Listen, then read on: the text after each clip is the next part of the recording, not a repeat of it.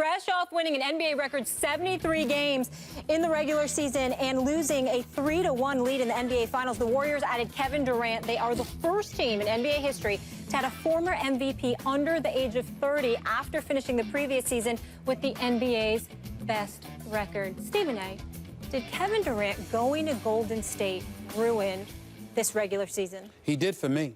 He did for me, and I'm going to be the first to say that. I mean, you got people that feel differently. They're entitled to their ignorance. I am not going that route.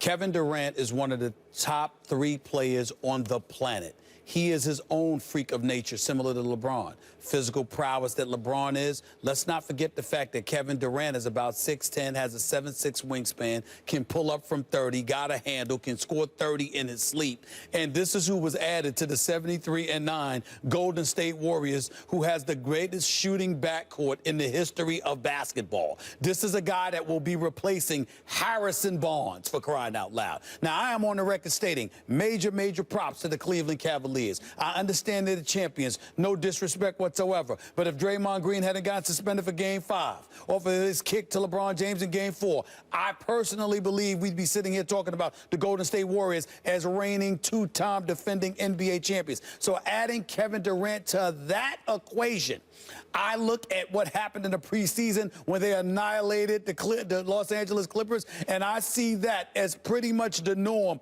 throughout the regular season. There are nights they will take off. There are nights they will lollygag and take it easy, and Steve Kerr will get mad, and he'll punch the chalkboard and hurt his wrist by, cracking the chalkboard in half, and that will be of interest. Outside of that, what we're tuning in for during the regular season is pretty much an annihilation on a pretty much nightly basis. That annoys me. It upsets me. It's not going to stop me from looking forward to the playoffs. But I just look at Golden State right now, and I'm so disgusted because I'm about competitive fervor. I love balance with power, and I don't see that balance really existing, and I am completely disgusted about it, to say the least, because of how it went down. That's where I stand. You're disgusted about it. Why don't you be honest? Because you got to cover this stuff during the regular season, and the drama's taken out because it's a foregone conclusion. This has not ruined the regular season. I'm not denying that. It's ruined the regular season the way the Dream Team ruined the '92 Olympics. First of all, NBA's not about the regular season anyway. We're just watching the stars do their things until the postseason starts. More than half the teams make that anyway. And we all know who's going to be in the Final Four, so to speak, in the NBA and the conference finals to start the season. We have a pretty good idea who's going to be in the finals, and we usually know who's going to win the finals. So the only difference really this year is we have maybe, on paper at least, the greatest team ever assembled, considering they just won 73 games, and they're essentially replacing Barnes with KD. Did you not like watching the '92 Olympics? Because let me tell you something.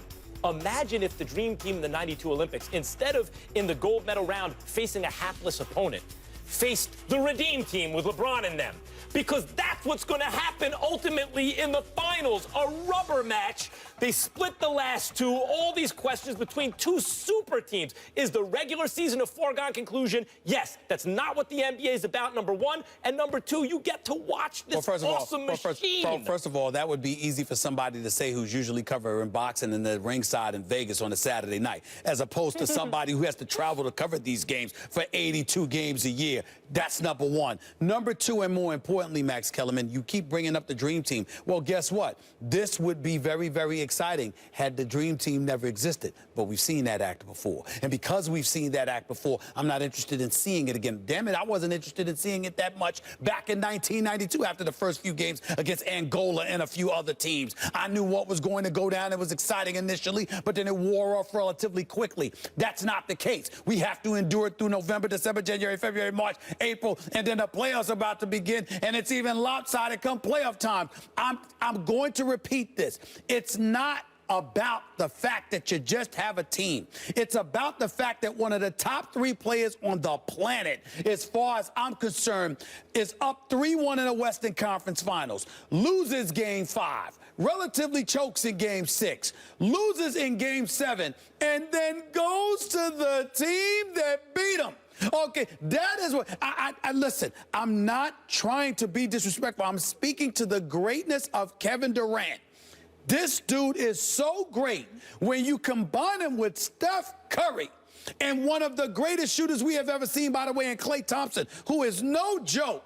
The fact of the matter is, it's like playing horse in the park, it's man. It's not a testament to KD's greatness. This is actually a testament to LeBron James's greatness. That's why this is not about the regular season. When Mike Tyson was in his prime, those little fights, I mean, Buster Douglas upset him, but people wanted to see him fight Holyfield eventually. Ali, Frazier, Mayweather, Pacquiao. It's not the same. Sugar Ray Leonard, Marvin Hagler. Listen. LeBron James's greatness is the reason that KD had to join a 73-win team. I get annoyed when you use the boxing analogy all the time, because here's the deal. Mike Tyson was knocking dudes like Michael Spinks out in 91 seconds, or Marvin Frazier in 22 seconds. I got to deal with 48 minutes a night for 82 games. I mean, this is not funny. Yeah. It's not funny. And guess what? We have to deal with the depressed Stephen A. Come on. That is true. You can't stop him early in the NBA. All right, if the Cavs and Warriors face up in the finals, it'll be the first time the same two teams have faced each other in the finals for 3 straight years. Now, speaking of the Cavaliers, the defending champion team, they're entering the season as prohibitive favorites to win the Eastern Conference at 1-4. The next closest team, the Boston Celtics, at 8-1. So the question is, who is the biggest threat to LeBron James making it to his 7th consecutive NBA Finals max? I mean, the real answer is injury or the Cavs themselves. Yeah. Because the fake answer is the Boston Celtics. I mean, if the question is who's the second best team in the East, I suspect it'll be the Celtics. They're on the way up. They have a great young coach in Brad Stevens. They add Al Horford, who, when you really think about the way the modern NBA game is played, there are only a handful of bigs who play it just the way you want at the 5, at the 4 or the 5. And Al Horford's one of them. You know, you think of Draymond Green for Golden State. You think Karl Anthony Towns will be a super Draymond Green eventually, and already may be in the discussion among the elite this season.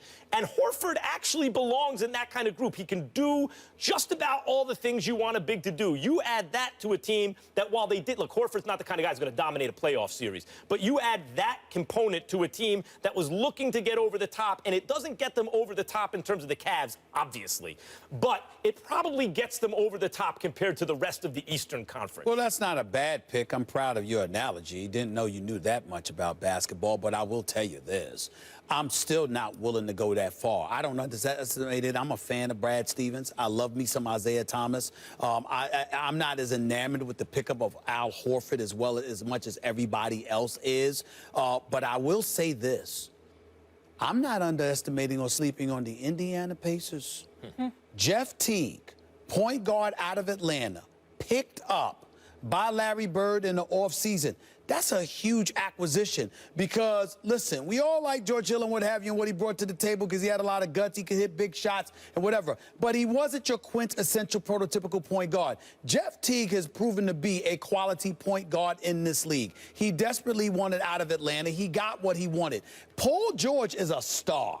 And remember that last year, even after averaging 23 points a game, he was coming off that nasty injury. Now he's got a year under his belt, plus he participated in an Olympic competition. He'll be ready to go, okay? Listen, I look at all of those things, and I look at Miles Turner, who's shown promise as well. I look at CJ. I think about him. I think of what he brings to the table, CJ Miles. I'm just saying, Paul George, that backcourt, that experience with the new coach, Nate McMillan, now in play as well. I think all of those things bode well for Indiana. I'm not going to sit up there and poo-poo the Boston pick.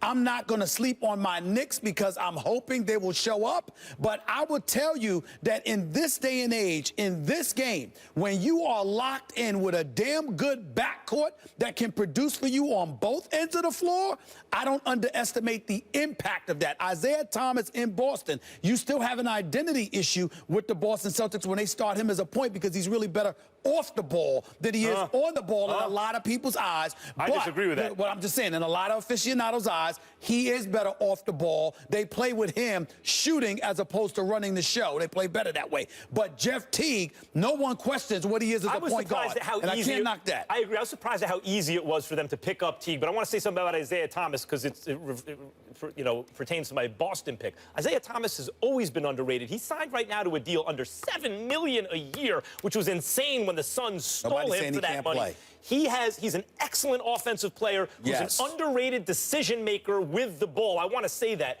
Also, speaking of backcourts, you can't sleep on Toronto. Masai Ujiri is an excellent GM. As soon as he left Denver, their fortunes went straight down. And the Raptors can't be slept on. Don't go all over there. The point is, you said Boston.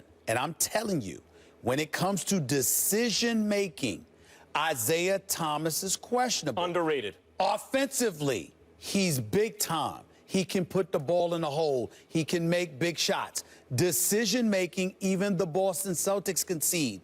At times, it's problematic with him and Avery Bradley in the lineup. That's a fact.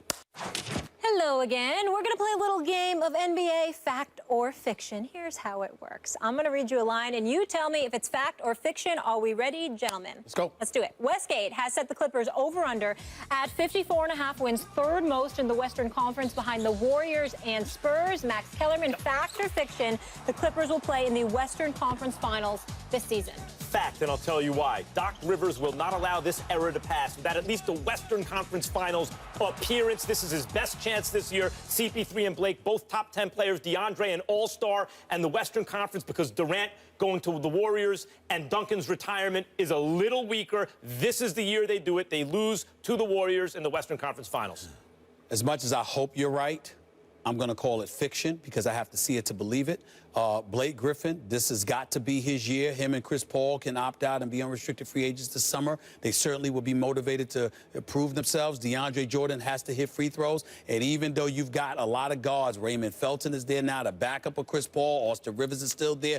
Mba and Butte, he's going to be there. Him and Rivers are defensive guys that struggle offensively from time to time. I'm not sure about that. I look at the Spurs acquiring Pau Gasol, who's a better version than what Tim Duncan was last year, along with David Lee, who can do some things as well, keeping the rest of the nucleus in place with Kawhi Leonard and LaMarcus Aldridge. I'm going to say the Spurs. I'm going to give them the edge to meet Golden State in the conference finals rather than the Clippers right now. Spurs still vulnerable to young athletic teams. We saw it last year. All right, let's talk about your Knicks, gentlemen. With the additions of Derrick Rose and Joakim Noah, Westgate set the over-under wins for the Knicks at 40.5, which is 9th best in the East. Fact or fiction, the Knicks will win a playoff series this year. Stephen A. I'm going to say fact. I'm going to go with it because I'm putting the pressure on Carmelo Anthony to deliver the goods. He is a superstar offensive player in this game when he is healthy. You've got Kristaps Porzingis, who's a 7'1" scorer and very, very capable. You added veterans in Joakim Noah and Derrick Rose. Courtney Lee, although I would have preferred Dwayne Wade, Courtney Lee is still a damn good player.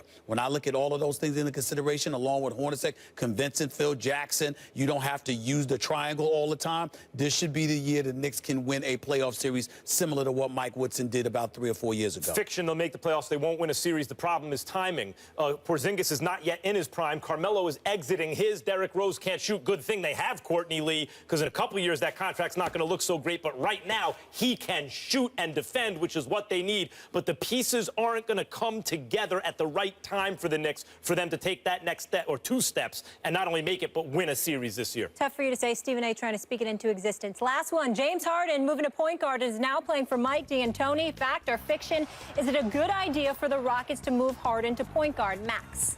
Yes. First of all, Mike D'Antoni knows offense. He knows how to use his offense. When he has a muse, even if it's like, forget about Steve Nash, a Jeremy Lin, he can make great things happen offensively. And James Harden's really the point guard anyway. He's the primary ball handler. The offense runs through him. So the difference is D'Antoni will get him to make quicker decisions, get rid of the ball quicker. It'll make Harden a better player. I think Harden's already a superstar in this league. He already averaged 7.5 assists last year. But I would say fiction. I don't think it's a good move because D'Antoni doesn't prioritize defense.